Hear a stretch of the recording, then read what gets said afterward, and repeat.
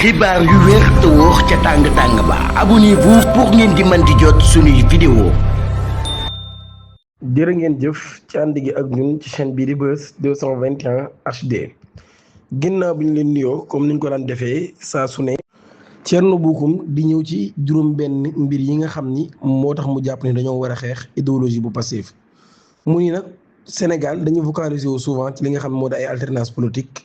waaye nag mu ni pourtant si les alternances changent les gouvernements les idéologies changent durablement la manière de penser des gouvernements et de concevoir la République. mu ne Sénégalais yu bari nag dañoo adhéré wu ci parti bii di Pastef am espoir waaye tamit déception lañ mujjee am ou par désir des changements mun nag maa ngi respecté choix boobu noonu mu ni je respecte ce choix sama combat du diriger contre n'est pas dirigé contre des citoyens maanaam kon jëmul ci ay nit yoo xam ni dañoo bëgg a gëm benn alternative mu ni nag waaye en revanche li may considérer mooy sama devoir la comme responsable politique ma déconstruire ab idéologie boo xam dafay menacer progressivement les fondements de notre démocratie mu ni duñ tabax mukk ab édifice lu dul dañoo enlever les fondations yi nga xam ne daf koy fragiliser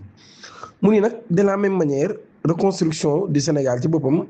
passera nécessairement par la déconstruction des idées qui l'éloignent de l'état de droit, de la vérité, de la responsabilité et du respect des institutions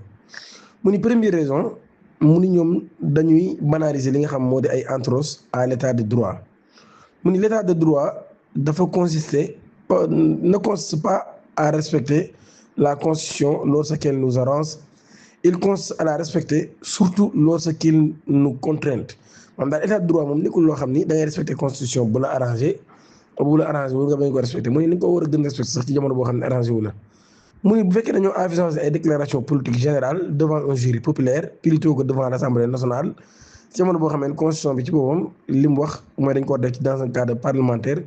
mu ni ñu bari gis nañ ni ab simple symbole la mu ne nag gis naa sax ab précédent dangereux celui qui consiste à substituer une légitimité politique à la légalité institutionnelle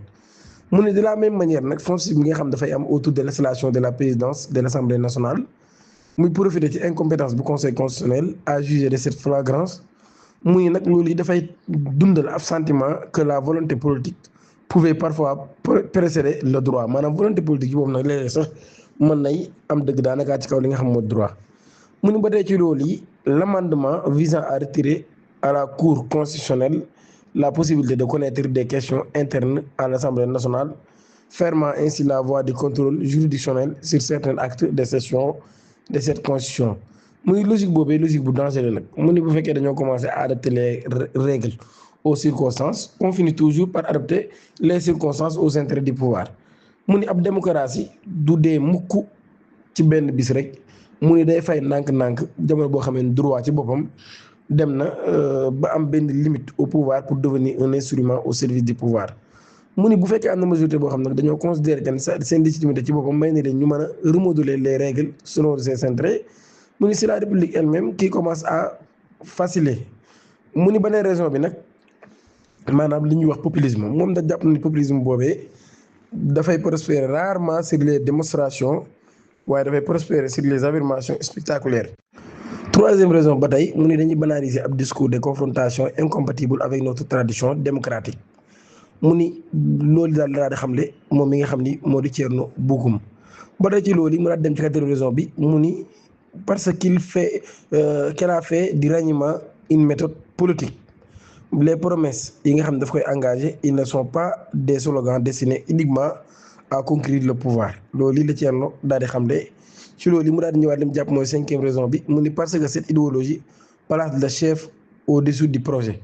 maanaam chef bi ci boppam daanaka moom moo nekk ci kaw li nga xam ne moo di projet bi dans tous les grandes familles politiques les dirigeants servent une doctrine chez Pastef c'est progressivement la doctrine qui sert le dirigeant maanaam doctrine bi ci moom daanaka moom mooy liggéey ki nga xam ni mooy dirigeant bi loolu la jàpp ni moom mooy cinquième idéologie bi mu ni ba tey ci ñaari yooyu tamit bi nga xam mooy juróom-benneel bi mu ni ñoom dañuy wër ngir importer ab culture politique étrangère à notre tradition démocratique mu ni nation bu ne libre na ngir nouer des partenariats politiques et d'inspirer des expériences étrangères mais il n'y a rien de condamnable à apprendre des autres mais encore faut-il savoir ce que l'on choisit d'apprendre maanaam kon dañoo war a tànn nag li nga xam ne moom la ñuy xool moom Thierno Bocoum lii la daal di xamle daal di xam ne nag daal kon juróom-benn yëf yi moo tax mu jàpp ni dañoo war a xeex Pastef. Abonnez-vous, activez la cloche de notification te ngeen aimé vidéo bi.